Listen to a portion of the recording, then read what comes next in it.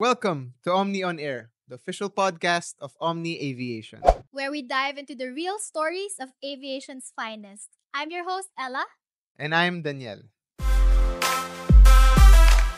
All right, welcome back to Omni and On Air, the podcast where we uncover the stories behind the wings. So, today we're actually going to be talking about a very exciting topic, but also not quite talked about. So, it's all going to be about aircraft maintenance. So, our guests today are very skilled, very passionate, very, of course, a very lively bunch of our technicians here at Omni Aviation. Syempre, nandyan si Miss Robs. Hi, Miss Robs. Hi. Si Sir Bryle. And Sir Avery. So, we'd love to start getting to know you, getting to understand your background. So, siguro isa-isa, can you share more about what you studied and then how you came to be within the industry of aircraft maintenance? Okay, go Sir Avery. Hala. Okay. Pressured. Di yung sa akin naman po, feeling ko para sa akin talaga yung pagiging instructor na to. Kasi nag-training ako dito sa Omni Aviation, actually.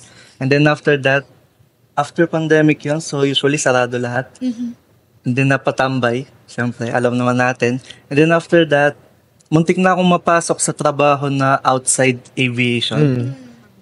Kaso tinamad ako pumunta sa interview. And then after that, 2 days later, I was contacted by Sir Earl, yung head of training namin. And then in-offer niya sa akin yung position as ground instructor. Tinanggap. And then, nandito ako ngayon. So, kayo naman, Miss Robs, ano po yung experience nyo? Actually, graduate ako sa Asian College of Aeronautics. If ever lang na gusto niyo malaman. Actually, lahat kami same school. Isang graduate. Iba't ibang batch lang. And then, nung una ayoko talagang mag-Omni. Kasi, before namin makuha si diploma, kailangan muna namin mag-training. So, as in mandatory. So, wala akong magagawa. Nasa bakasyon ako nun sa Bicol, dun sa province namin.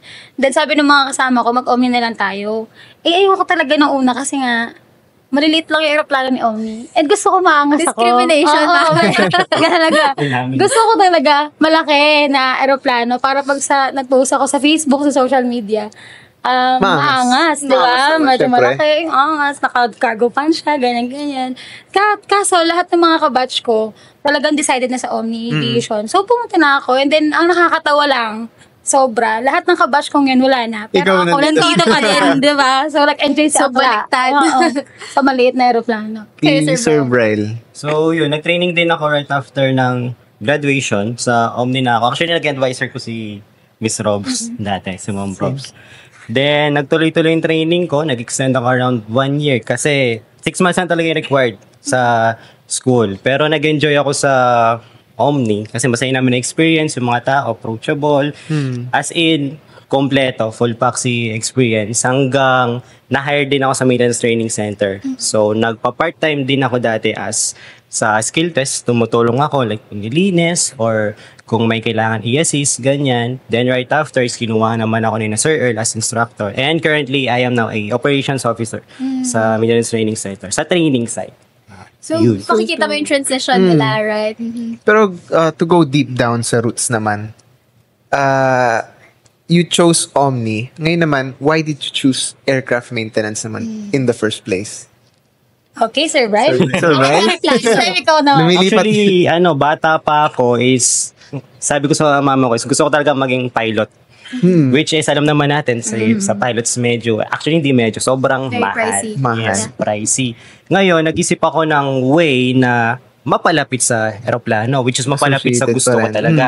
Which is, ayan, na hands-on as an aircraft maintenance technician. At the same time, makalikot din ako sa mga bagay-bagay. I'm always curious. Gusto ko malaman paano nag-work to. Paano nag-work. Ganyan. To the point na gumawa ako ng mga RC planes na sarili ko. Wow. Ganyan. Kasi nag-enjoy talaga ako. Once kasi na ginawa mo isang aircraft at nakita mo lumilipad siya, Gumana siya. iba yung feeling. Iba yung feeling. Yes, yung feeling. Doon ako nag-enjoy talaga. So, yun yung nag-push sa akin para i-continue yung journey ko dito sa Omni.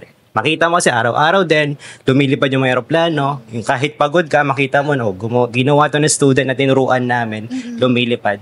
At least, di ba, may isip mo na eto yung purpose ko. So may fulfillment also. Yes. And that feeling, no, na when you were younger, ganito lang kaliit yung ginagawa mo. Tapos kumana, Yes. tapos now, life size. That must have Tama. been a As great in, feeling. makita mo siyang buo harapan. di ba? Harap-harapan. And malalaman mo kung paano siya lumilipad, how does this work. Na dati tinitignan mo lang, ngayon, I know how that works. Parang, Ganon. So, magiging proud ka talaga. Same experience ba with you, Miss Robs? Was it a lifelong, like a childhood dream?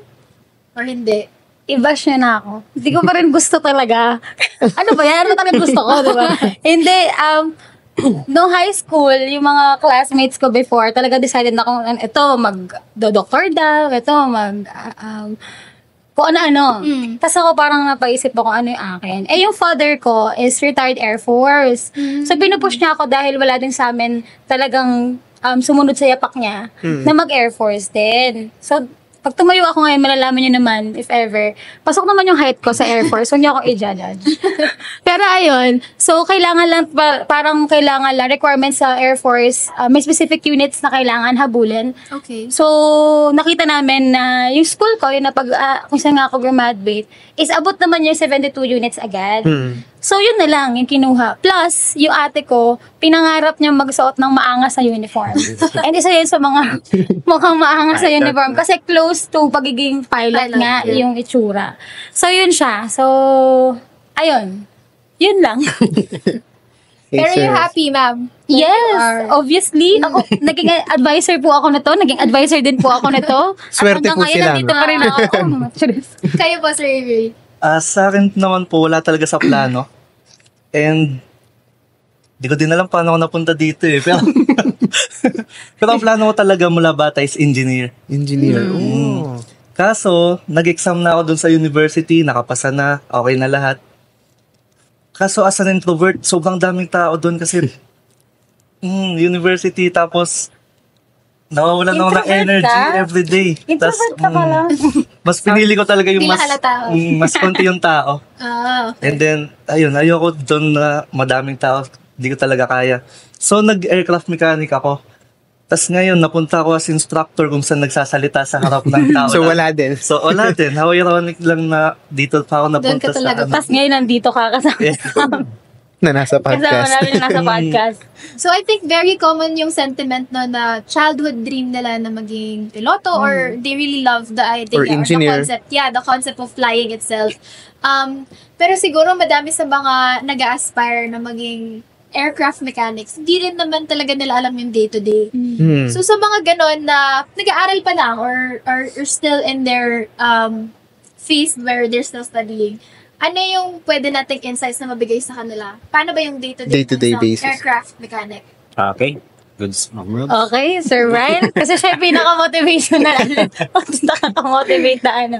So, siguro, para sa mga aspiring na aircraft maintenance or sa technician man siya, ituloy nyo lang yung gusto nyo. Kasi, once kasi na-reach nyo na yung gusto nyo, mafe-feel nyo na kontento kayo, ganyan, nandito na. At the same time kasi, maangas ka talaga eh. Di ba? Maangas ka. Itong aeroplano yan, ginawa ko. Once na napunta ka na sa isang malaking airline, landing gear yan, ginawa ko, gumawa niyan, di ba? Yun yung, kumbaga, pagmamalaki mo. Pride niya. At the same time, sa parents mo, syempre, share mo na, may nung aeroplano kanina, medyo hindi umandar, pero nung tinawag ako, ganyan, yung pagmamayabang lang na, ano, di ba? bragging rights. So, ituloy nyo lang yung gusto nyo. At the same time kasi, hindi lang porke graduate ka ng aircraft mechanic or AMS is doon lang eh. So, pwede ka maging instructor, pwede Malawak. kumbaga malawak siya. Tulad ng, sabi natin sa Sky, malawak naman yan. Madami kang pwedeng pasukan, hindi lang sa pagiging mekaniko. Pipili ka lang. Ito yung choice mo, magkakaroon ka pa ng choice kung saan ka mag-e-enjoy. Hindi ko naman din expect na magiging instructor din ako dito sa MTC. Pero nung na-experience ko siya, mas nag-enjoy pa ako. So, ganun siya. Pero yung day-to-day, what is it like? Ano yung Day-to-day naman is, okay, way back, siguro na OJT ako, expect nyo talagang nakakapagod. Nakakapagod lalo na pag nasa linya ka. At the same time, dalawa lang naman yung amoy mo eh. Pag nasa line ka, amoy fuel ka. Pag nasa base ka, amoy grasa ka. So, yun lang ina-expect mo araw-araw. Sige, ano ba ako ngayon? Magpa-fuel ba ako na pabango or Grasa. kerosene or grasa muna? Ganon. Expect na nakakapagod, pero worth it. Yun yung masasabi nyo. Kasi Phoenix nyo ngayon isang aircraft. At the same time, experience nyo kung paano mag-marshal, refueling, etc. etc. So, magkakaroon ka din ng libreng gym, kumbaga, pag nasa linya ka. Araw-araw magbubuhat ka ng jerrycans. So, yun. Come to think of it, so it requires a lot of passion, no? Yes. Kasi yun yung magdadrive sa'yo. Kasi yung init, yung pagod, yung amoy. So, you must have that great amount of passion para i-pursue siya, no? Day-to-day siya, tapos tutuloy-tuloy mo pa din. So, wag mo lang talagang sukuan kasi makuha mo rin naman at the end of the day. So, saan po kayo humuhugot ng ganong passion to stay Saan? when it's hard? Sir Avery. Sarah. Anong gumigising sa akin sa umaga? Parang Yeah. gano'n. Para saan ka Para gumigising? saan ka bumabangon? Kape na lang nagpapabang. Hindi naman, pero as an instructor kasi, madami na din kaming na-handle ng mga students, madami na kaming naturuan. Isa sa mga parang inspirational na nakikita namin is yung kapag nakikita namin yung mga students namin na successful na sa iba't ibang companies. Kasi yung parang nagsimula sila dito na limited pa yung alam nila, hindi pa sila ganun ka-experience. Tapos makikita mo yung handle nilang mga aircraft, ang lalaki na, ang successful na nila sa buhay, yung mga ganun. So, excuse. Isa yun sa mga talaga sa amin, nag-i-inspire sa amin na ituloy pa yung ginagawa namin, na magturo pa lalo. And then at the same time, yun din yung nagpupush sa amin na mag-improve pa, para mas madami pa kaming maturo sa Mabahagi sa kanila. Kayo, ma'am, how long have you been with Omni? Omni, ano na, mag-10 years. Almost 10 no, years. June. 10 Sa years? June, yes So, po. a decade already. So, how do you stay passionate? Actually, 2 years OJT. Tapos, yan, as employee na nun. So, 8 years na employee sa June 16. Kamilang taon na kayo, man? Na-intriga Ako sa 10 years. Na-intriga. 27 ko. 27. 27 ka pa lang? 27 ako, babe. Huwag kang ano dyan. Mukhang ijuhan dito sa harap ng marami. Nagalit. Then po, yun nabanggit lang ni Sir Avery kanina na iba't ibang school or na-handle namin is medyo madami naman ng from different school. As a student affairs officer sa maintenance training center nga, maliban dun sa iba't ibang school, alam mo yung iba't ibang mga ugali din ng mga estudyante na sa orientation pa lang, makikita mo, kung i-judge mo sila, ang puti-puti neto. Ay, mukhang ano to, parang hindi to magbubuhat ng ano, oo. Yung mga ganon, mukhang hindi to magbubuhat ng ganito, hindi to papayag na mainitan, mga ganon-ganon. Pero nakakatuwa kasi lahat sila Lahat sila gumagraduate. G, Natatapos no? sila. Makikita mo lang na namumula yung isa medyo na, Na sunburn oo, yung isa parang hindi na healthy yung pagkapula niya, hindi na cute. Minsan gray, di ba? Nag-gray na. Iba-iba yung kulay nila pagdating sa light. Pero papasok pa rin kinabukasan. Yun yung nakakatuwa. Tapos minsan may mga times sa parang, may mga downtime din, of course. Especially dito sa syempre yung weather kalaban talaga. Pag yun yung pinakain natin. So pag mga ganun times, makikipag-checkan ka sa mga trainees sa labas. Kamusta? Basta, ito po, maitim na. Tapos papakita nila, pag inangatan Yung nila yung tan line. sleeves nila, oo, grabe yung tan line. Yun nga yung hindi ka galing sa Omni Aviation. Pag wala ka ng wala kang parang white shirt, pagka naghubad ka, kasi nga, ayun yung pinakamarka mo Iba yung na kulay nag-Omni mo. Aviation ka talaga. Tatak-Omni. So, ayun, nakakatuwa lang din na kung sila nga, 'di ba? Tapos nakakatuwa din na minsan may mga pasaway.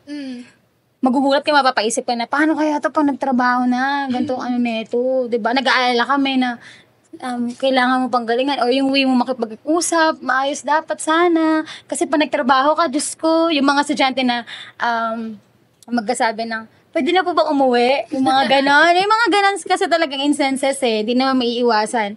So, para mapaisip kami na, pag nagkaroon kayo ng kakatok ba kayo sa employer na, pwede na po ba kami umuwi? Parang ganun, di ba? Hindi. Kung okay lang naman po. Pero magugulat ka, bigla sa social media, makikita mo, di ba? Successful na talaga. I mean, na-reach na nila yung point na para mapapaisip ka na, talaga, itong pasaway na to, nakakatuwa. So, parang lalo ka pang talaga, motivate na pumasok. Kasi ibig sabihin, marami pang mga estudyante Oo. na ganun din yung mapupuntahan nila. So, madami ayun pa siya. matutulungan. True. True. Pero you also came from that. Kayo din po na-experience yung Yes. maging OJT sa Yes Omni. naman. po. Ano masasabi niyong challenges? Kasi syempre may mga papasok dito. Hindi naman, it's not So, all... heads up. Yeah, hindi naman ibig sabihin na nag-training ka na sa Omni, na-reach mo na yung pangarap mo. Merong challenges. So, bigyan natin sila ng konting backgrounder. Ano yung mga mahihirap? Sige. For me siguro yung challenges, pinaka main challenge nung first day ko nung as a trainee is makisalamuha. Kasi tulad ni Sir Avery, ako siguro 80% introvert. Ganyan. Ay, hanggang ganon? si- Meron pala. Parang wala, di ba? Kasi medyo 101 yun. Medyo mahirap talaga na yung mga kasama mo galing Baguio, Mindanao, Davao, etc. Malalayo. May So, culture. lalo na ako, island born. Kapampangan. Kapampangan, Native. ganyan. O. Minsan is, pag nagsasalita ako, syempre mga kapampangan, medyo madiin. Akala nila parang galit, ganyan. Sige, pag-away. Meron ako isang tropa na parang lagi masama yung tingin sa akin pag nagbibiro ako or typical na nangipag-usap. Yun, yung parang kailangan mo kontrolin yung self mo, emotion, kasi makakasalamuha mo halos from Luzon to Mindanao. Ganon. Yun yung so far na naging challenge para sa akin as a trainee. Yeah. Pero, syempre, time goes by is nasasanay naman siya. So, you'd say soft skill, very Yes, important din. ganun How you siya. present yourself. Aside Tama. from yung technicality ng Tama. skill. So, kayo po ba, Ma'am Rob, same experience or any other challenges as OJT? As OJT, syempre sa aviation kasi, especially sa course, AMT or AVT or avionics or mechanic, pag babae ka, kasi mas konti talaga yung bilang ng babae na pumapasok sa kurso na to. Yun yung ano natin. Ngayon, may times ako na personal na ano ko to. Kumbaga, pagka nagbuhat ng jerrycan na nilalagay ng fuel. Before, yung lalaki. Tapos meron pang next agad ulit na kailangan buhatin para dalhin dun sa next na aeroplano. Parang mapapaisip ka na, ako lang yun nandito. So ako magbubuhat na ito. Parang ganun, wala, di ba kinuha mo yung kurso na yan? Oh, go girl! Di ba? So ayun, tapos ititreat ka naman nila na same lang. Belong. Same lang talaga. So, para doon sa mga sa mga babae, 'di ba? Sa mga babae naman na gustong pumasok or subukan yung kurso na 'to, kailangan mas matatag talaga yung ano nila, yung puso nila at damdamin nila. Kasi nandoon yung mga biruan ng mga lalaki. 'Di ba? Yung mga biruan ng mga lalaki, syempre ayaw natin na parang kung sensitive ka kasi or masyado mong iniisip na baka ako to, pero biruan lang nila. 'Di ba? Mahirapan mag-adjust. Pero pagka marirealize mo na malaking tulong na nakakahalubilo ka sa maraming lalaki. Kasi tumanatag ka nga. So, mga simple na jokes, wala na lang sa'yo yan. Tapos ayun, pero marami rin naman mga lalaki na before na parang tutulungan ka talaga sa ladder. Kasi mas malaki pa sa akin yung ladder eh. Hihilain mo talaga eh. Sila na mismo yung nag-aasikaso. Yun. So, lakas naman loob as a Especially girl. for girls. For you, Sir Avery. Sa akin naman po, dati kasi ang pinaka-binabanggit palagi sa akin is yung pakikisama, ganyan. Kasi tama naman sa aviation team naman talaga dapat, di ba? Pero para sa akin kasi, kailangan minsan isipin mo din yung sa sarili mo. So mag-focus ka din sa sarili mo. Although iniisip mo yung pakikisama, kailangan may self-improvement ka din. Parang ganun. Kasi tandaan natin sa aviation, nag-i-improve yan. Kasi yung technology nag-i-improve din. So ngayon, dapat matuto din tayo na mag-evolve kasabay ng aviation, mag-adapt. Ayun. So ngayon, continuous improvement lang. Tuloy-tuloy lang, huwag pa iwan para at least maging successful tayo kasabay ng success ng aviation. So ayun. Yun yung pinaka-natutunan ko sa Sa pag-evolve ng aviation in itself, meron bang aircraft model na pinaka-favorite niyong winner on? And bakit? Or dream. Or dream aircraft possibly dream na model gusto na niyong gusto pagtrabahuan. Go.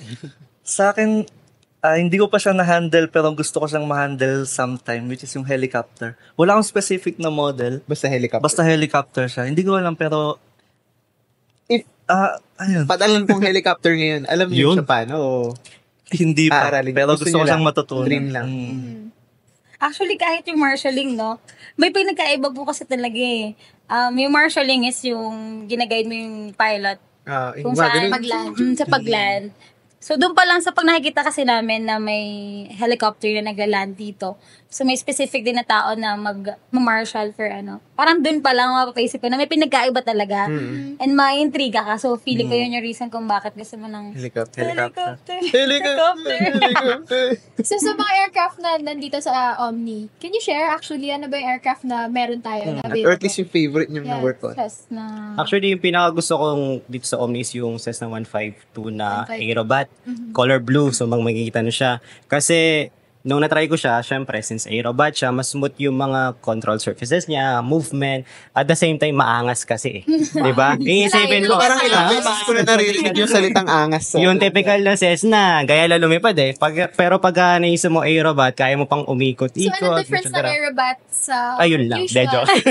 May sumuko. Okay, pag Aerobat kasi na tinatawag is yun yung kaya niyang i-handle yung mas stress na bigla ang liko. Ganyan, mas matibay yung airframe structures niya. Okay. At the same time, and syempre, mas smooth yung controls. In short, kung galing So, ka Cessna sa... Pro Max. Yes, ganun siya. Kumbaga premium Okay. na ano. At the same time kasi, I am more onto speed eh. Kahit sabihin nating Cessna lang yan, mas mabilis talaga pag Aerobat. At the same time, yung... I-imaginein mo, nagre-race ka, di ba? Kaya mo mag-drift in an instant. Ganon. So, Cessna yung 152. But aside from Cessna 152, meron din tayong 172. Cessna what's 172. the difference? So, si 152 ka, sir, Cessna 152 is usually 2-seaters lang siya. Okay. Si Cessna 172 is 4-seater. So, kung may family ka, syempre, bili ka ng ano. Ay, may ganun ba? Parang ano alam, kung Aerox siya ka kotse, di ba? Ganun lang yun eh. Hindi ka mag-Aerox kaya kung may family ka. Yes. Mas malaki si 172. At the same time, mas updated siya. But of both course. are single engine. Yes, single engine sila pareho naman.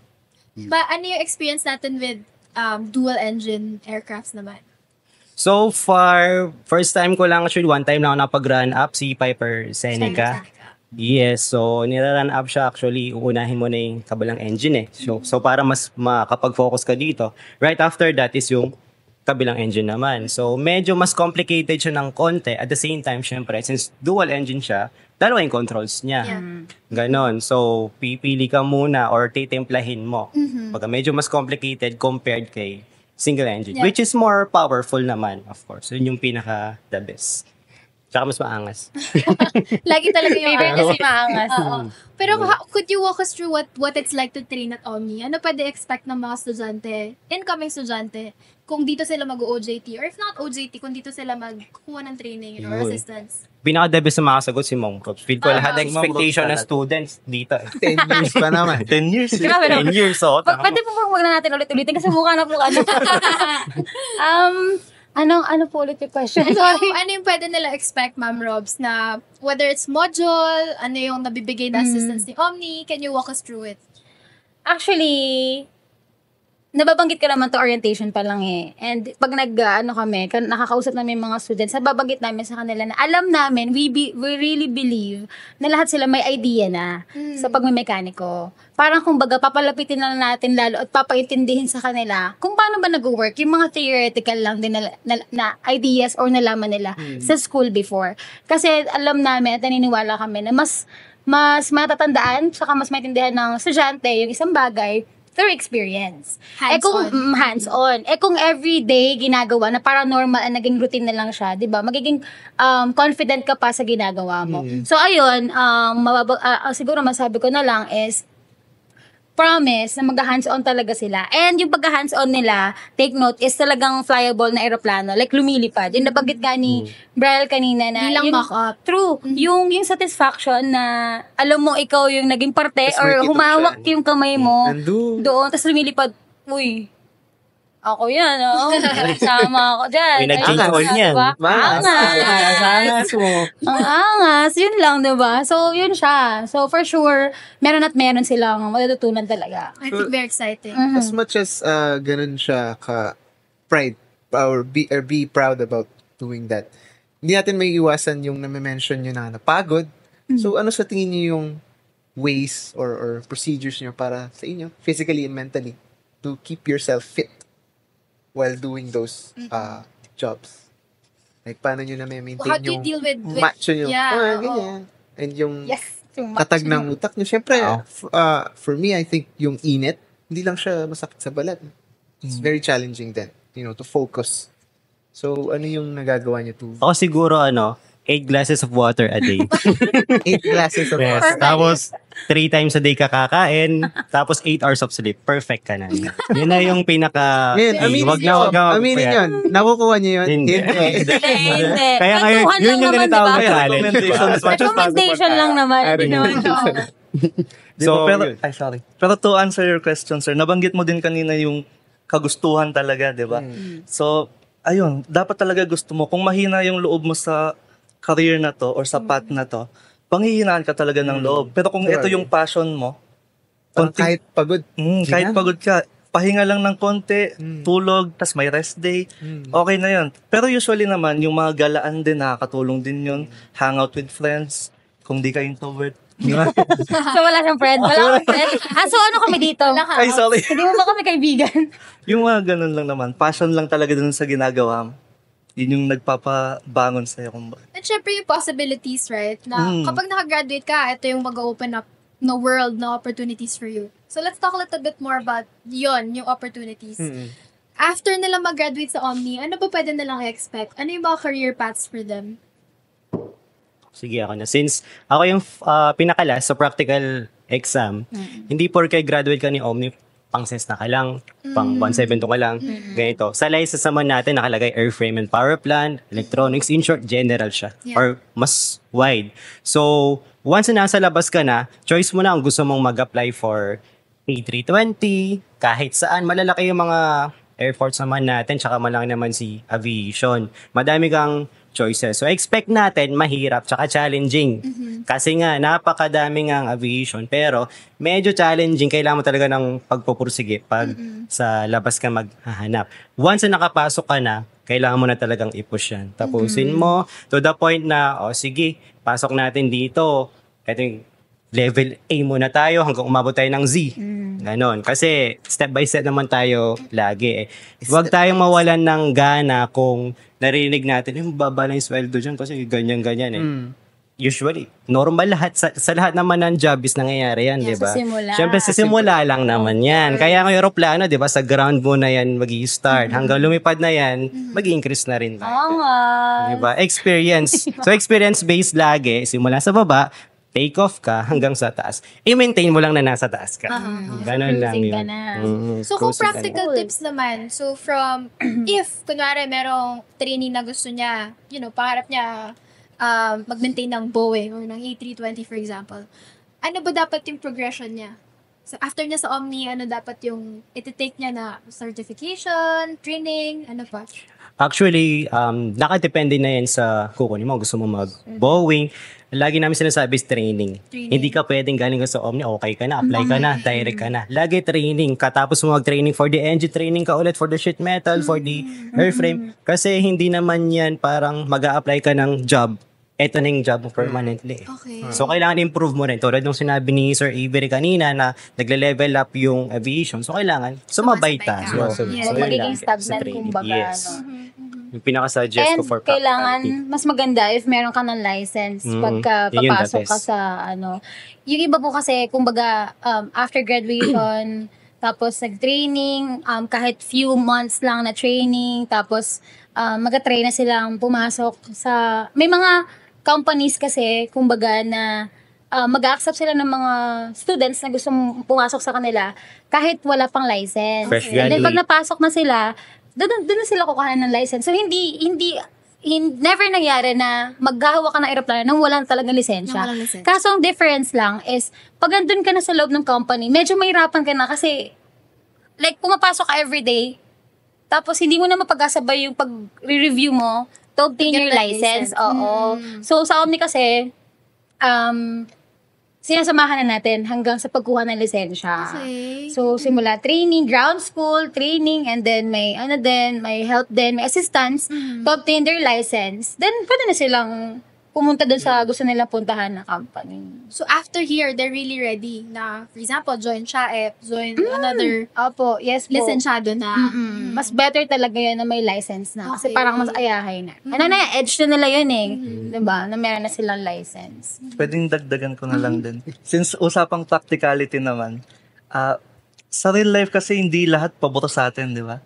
So ngayon gusto ng madami, maging mekaniko talaga sila sa mga bigger aircraft, wide body, narrow body. Pero may mga times kasi na hindi lahat mangyayari sa atin yan. So maging open na lang siguro sa iba't ibang possibilities na pwede nilang pasukan. Kasi yung aviation hindi lang naman limited sa mekaniko. Tama. Madami pa namang iba't ibang career path sa aviation pa din naman. So be open na lang kasi nga, be practical, hindi lahat tayo mapupunta doon. Be open-minded, kumbaga. Like Sa mga- schools, di ba? Like schools. Madami. Like if parang naiisip mo or parang may passion ka sa pagtuturo, sa pagkasalita sa harap ng maraming tao and share na experience mo, pwede kang mag-apply sa mga aviation schools as instructor. Diba? So, ayun. Malawak talaga, marami talaga. So, ikaw na lang yung pipili. Pero ang pinaka-importante, yung nabanggit nga ni Sir Brian, is kailangan may baon na knowledge talaga. Yeah. Training, Training. knowledge. Okay. So, dapat laging up to date Yes. yung knowledge mo. I see. So, siguro as we approach, the end of the podcast, we'd love to understand kung ano yung para sa inyo. Tanggalin mo lahat yan. Tanggalin mo lahat ng training, ng experiences. What makes you stay within the industry sa aircraft maintenance? Ano yung pinaka-core ng passion nyo? You need to love what you do. Okay. Yun lang. So, kung hindi mo kasi gusto yung ginagawa mo, kahit pangarap mo yan, hindi ka tatagal. Yun lang. So, kahit mahirap, lagi na, di ba? Mahirap na magmahal, ganyan. Joke. Pupunta doon. So, wala, ganyan na, mahirap. So, kahit nahihirapan ka, as long as gusto mo yung ginagawa mo, mahal mo yung trabaho mo, mahal mo yung ginagawa, mag-i-stay ka. Kahit anong challenges pa yung iba to sa'yo. Yun. Hanggang sa hindi mo na matatanong sa self mo kung para saan ba ka bumabangon. Kasi naging part na automatic siya. na siya. Kasi automatic ni alarm mo, ganyan. Sana siguro minsan yung excitement na lang din. Madalas pag nagkaka-problema sa work, di naman natin maiwasan yan. Minsan sinasabi ko na lang, okay lang yan para may thrill. Ay, para may thrill ganito. Ito yung Ganun. ito yung humps sa daan. Diba? Parang nakakaantok kasi kung straight Kasi sa lang. aeroplano walang hub. So, yun yun. Pero syempre, we also take it as a challenge para ma-improve yung sarili natin. So, ayun, yun na lang. And since we're in the topic na rin ng aviation, last na, hindi ba dumadaan sa mga isip nyo na, since aviation, there's pilotry, there's cabin crew, sila yung may pinaka maraming exposure. And aircraft maintenance, usually, sila yung behind the scenes. Naging issue ba, or, what if sa inyo yung magkaroon ng ganong kind of recognition din? Sila, exposed sila, gano'n. And then kayo, behind the scenes lang. Naging thought ba sa inyo yun? Gusto ko rin naman ma-recognize. Actually, yung top 1 na nag-recognize is yung mga pilots.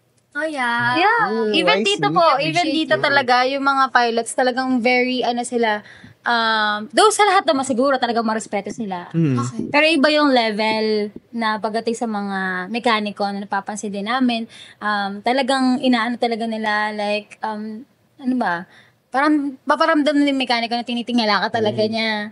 Siyempre Pat kasi on the pag back. nag-away talaga yung mekaniko tsaka pilot, mamaya sa akin yung aeroplano. Kakat pa natin yun. Kakatin yun. To add lang siguro, tawag dito. Since mechanic naman, sa side ni mechanic, masarap naman kasi sa feeling na, yun nga, May simula- validation ka naman. validation. At the same time, din Lalo na malilipad siya yung yung aeroplano mo nagdadrive. kung hindi mo ginawa eh. Tama. Yun na lang iisipin mo. Di na malilipad yan kung wala kami.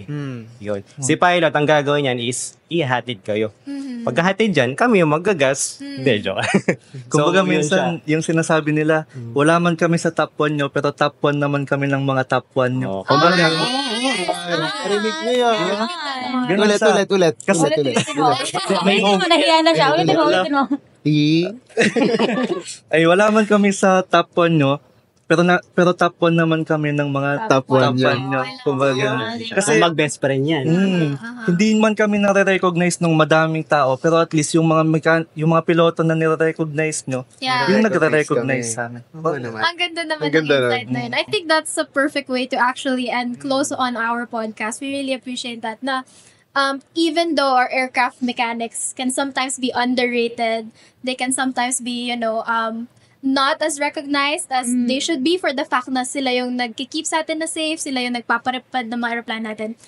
They are still the pillars, 'di ba? ng industriyang to. So really really thank you so much to our guests, Sir Brian, Ma'am you. Rob, Sir Thank you Adrian. so Thank you much. for your time. So again, this has been Omni on Air This has been And- your host, Ella. Thank you for sharing your insights din po, passion with us today. To our listeners, whether your dream of working with aircraft or curious ka about where every aviation can take you, remember, every great journey starts with training. If you're ready to take off, Omni Aviation just might be your runway. Until next time, this has been Danielle.